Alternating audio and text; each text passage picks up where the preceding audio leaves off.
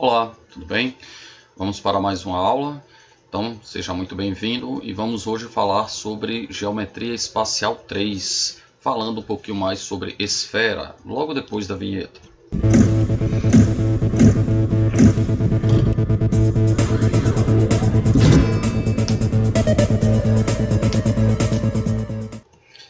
Então, temos aí o capítulo 29, Geometria Espacial 3. Aqui temos alguns exemplos de esfera.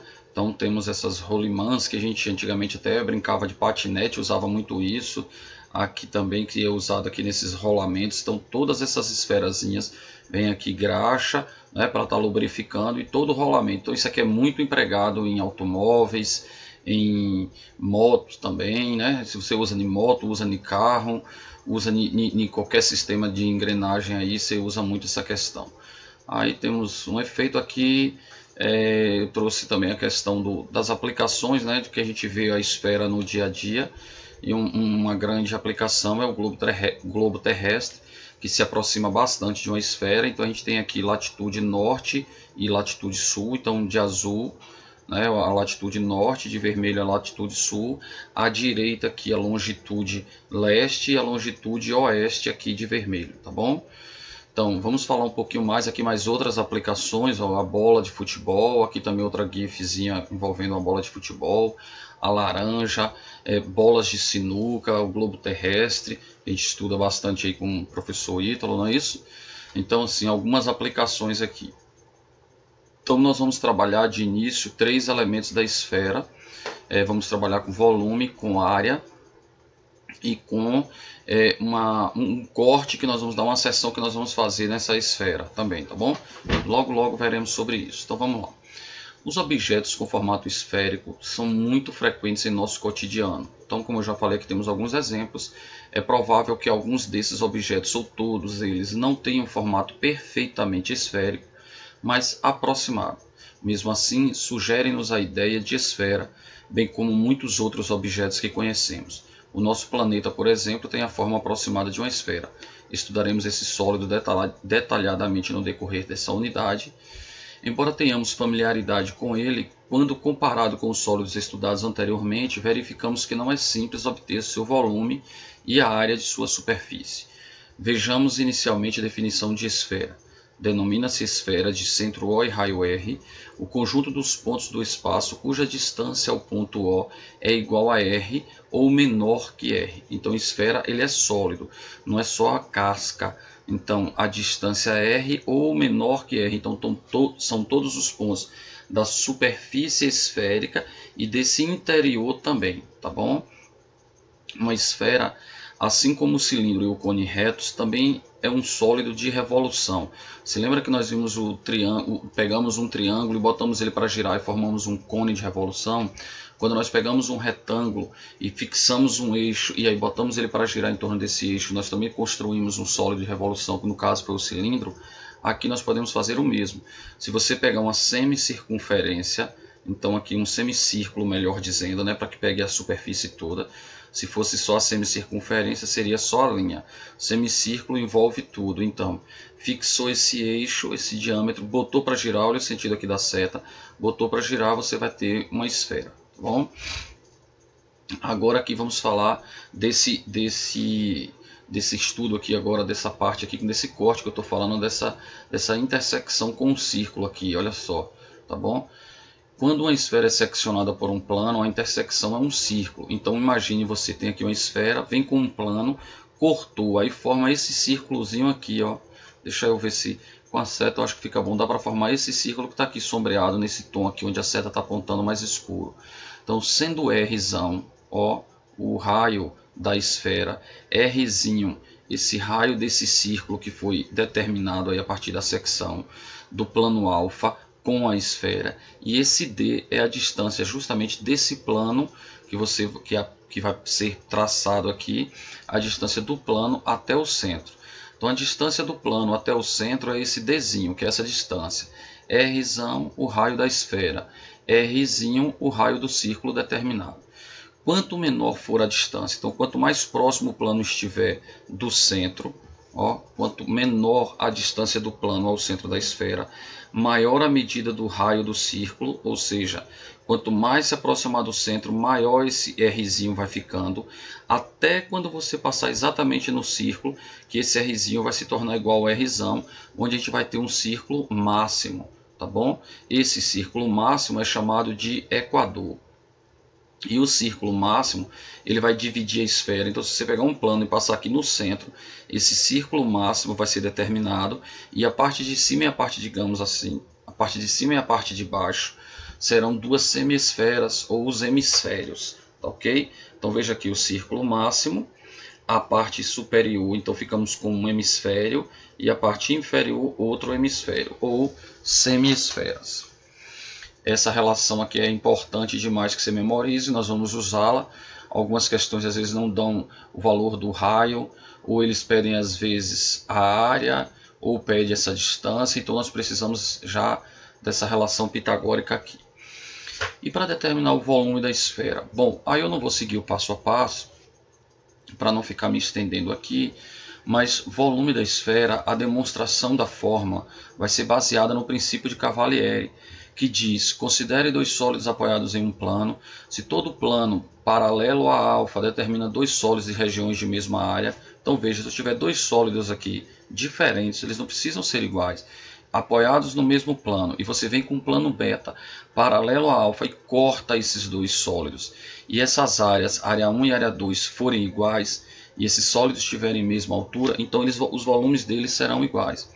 Então o que vai ser usado é empregar isso aqui, ó, o volume de um hemisfério com o volume de uma anticlépsidra, que é isso aqui, que vai ser o volume entre esse cilindro, o volume compreendido entre o cilindro e o cone. É igual, bem parecido com aquele reloginho que a gente chama de ampulheta. Lembra? Só que na ampulheta, a terrazinha, o objeto, o pó, que esteja sendo empregado, está aqui na parte de dentro, na parte do cone. Ele passa por esse orifício, que é o relógio do tempo, né? E passa para a parte do cone que está embaixo. No caso aqui, a gente está, a anticlépsidra é o espaço aqui, ó, entre o cone e o cilindro. Então é essa parte exterior ao cone e interior ao cilindro. Então você vai calcular o volume do cilindro e retirar o volume da esfera.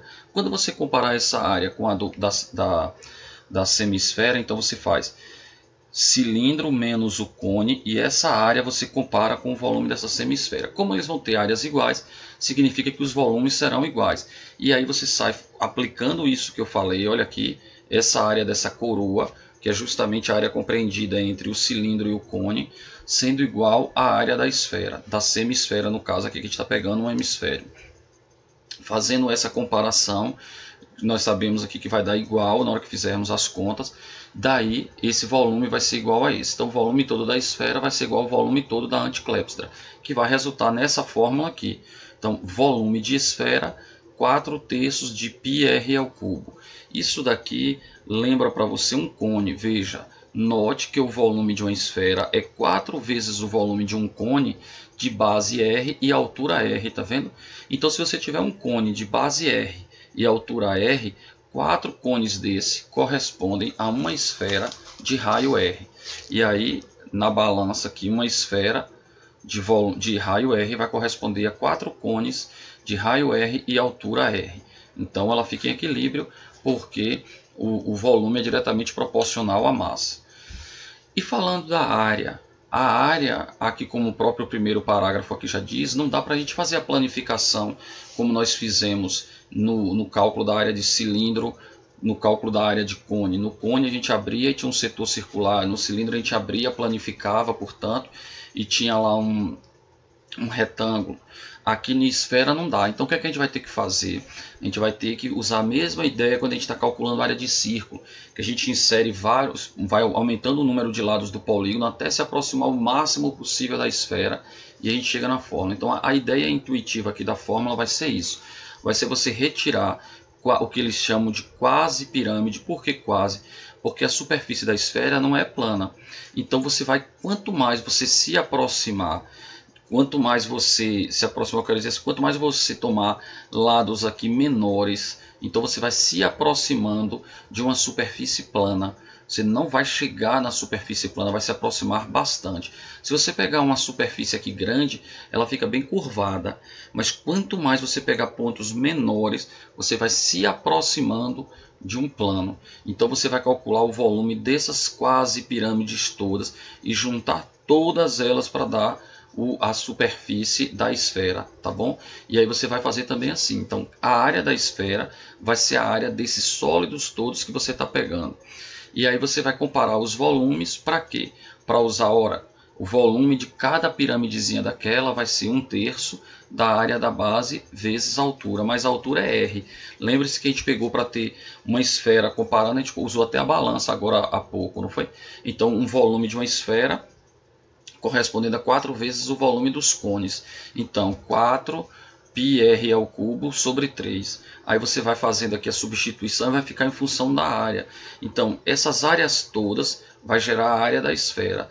E esse R com esse R simplifica. Então você chega na fórmula que a área da esfera vai ser 4πr ao quadrado, parecido com o do volume, só que no do volume divide por 3, porque lembra o volume do cone, e também tem raio ao cubo, que é a área da base vezes a altura, aqui é só área.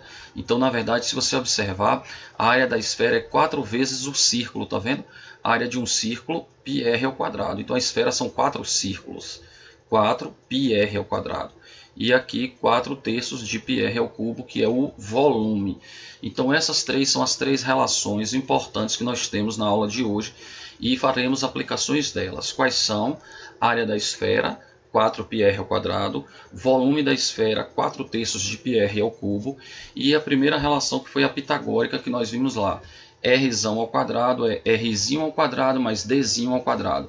Rzão, raio da esfera, Rzinho, raio da superfície determinada, ou seja, aquele raio do círculo, e D, a distância desse círculo, que foi determinado a partir da secção de um plano, e o centro, tá bom?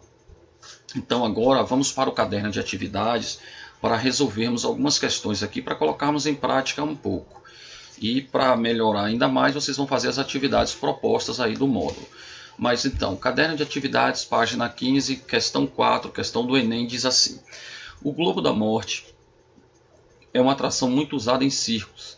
Ele consiste em uma espécie de jaula em forma de uma superfície esférica feita de aço, onde motoqueiros andam com suas motos por dentro. A seguir tem-se na figura 1 uma moto de um globo da morte, uma foto de um globo da morte, e na figura 2 uma esfera que ilustra um globo da morte. Na figura 2, o ponto A, aqui está o ponto A, está no plano do chão, onde ele está colocado o globo da morte e o segmento AB. Então, o segmento AB.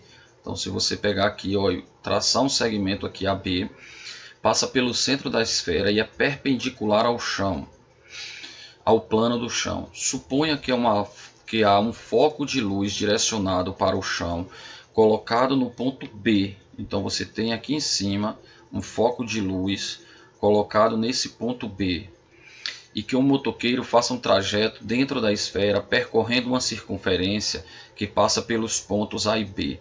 Então ele percorre isso aqui, ó, deixa eu colocar a seta. Ele percorre esse trajeto aqui, tá vendo? Ele está fazendo esse movimento que vai passar por A e B. O foco de luz está aqui, para baixo. E aí a questão pergunta: a imagem do trajeto feito pelo motoqueiro no plano do chão é melhor representada por essa circunferência? Não, né? Porque olha só, deixa eu colocar aqui, eu vou colocar até um marca-texto que eu acho que fica melhor. Imagine o foco de luz está aqui, vou botar bem grande aqui assim, só que é claro que ele ficaria pequenininho preso aqui, né? Aí quando ele faz esse percurso aqui, ó, veja, quando ele faz esse percurso e o foco de luz está aqui, isso aqui está perpendicular. Esse segmento AB está perpendicular. Então, olha até o que ele já fala, que é um segmento AB. Então, é claro que não vai ser essa circunferência, porque se ele está vendo de cima para pegar essa circunferência, isso aqui teria que estar fazendo esse movimento. Então, não pode ser esse, nem esse, nem esse. Para ser um círculo, teria que ser todo preenchido. Não é? Teria que ser isso aqui fechado, o que não é, ele está percorrendo, ele está fazendo só a circunferência e não um círculo.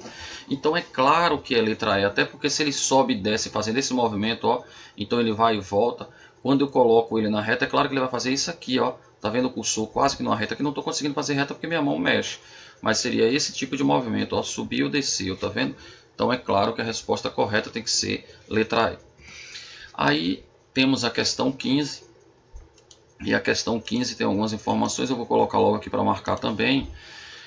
Para o Pan Rio 2007 foram produzidas 500 tochas. O formato seguiu o mesmo princípio das medalhas, aliou os tradicionais conceitos olímpicos e o espírito inovador e a modernidade características do evento. O seu formato alongado tem a função de facilitar o manuseio do condutor. Essa parte é um cone circular reto com 12 centímetros de altura e um diâmetro de 10 centímetros. O cone está apoiado em uma semi-esfera de 3 centímetros de diâmetro. Com base nesses dados, calcule a quantidade de material em centímetros quadrados, ou seja, ele já disse que quer a área desses dois sólidos, do cone e da semi-esfera. Sabendo-se que o material só foi usado na superfície lateral do cone e da esfera. Assinale a alternativa que apresenta a quantidade de material em centímetros quadrados gasto na confecção de tochas e adote π igual a 3. Então nós vamos calcular a área lateral de um cone de altura 12 e raio 5 e a área da esfera, de uma semi-esfera de raio 1,5, que ele deu o diâmetro, ok? Bom, fazendo isso, então temos área lateral de esfera, vocês se lembram, de esfera não, de cone, vocês sabem que é πRG. O π temos, que é 3, o R temos, que é 5, mas a geratriz não temos. Por isso que o primeiro passo para você achar a geratriz é fazer isso aqui. Então você usar triângulo retângulo, sendo que Rzinho é 5 e a altura é 12, para você determinar a geratriz, que vai ser 13. Aí é só substituir, ó, então π3, R5, geratriz 13. E 4πr ao quadrado é a área da esfera, então da semi-esfera 2πr ao quadrado. Substituição vai encontrar, portanto, 208,5 centímetros quadrados, mas como ele pediu ao todo para produzir 500 tochas, porque ele falou, ó, na confecção das tochas, ok? Então, 208,5 vezes 500 tochas, você pode fazer vezes 100 primeiro, né? Que é só deslocar duas casas para a direita, que vai dar 208.500, e aí vezes 5, 104.000, desculpe, dá 208, não, dá 20.850, né?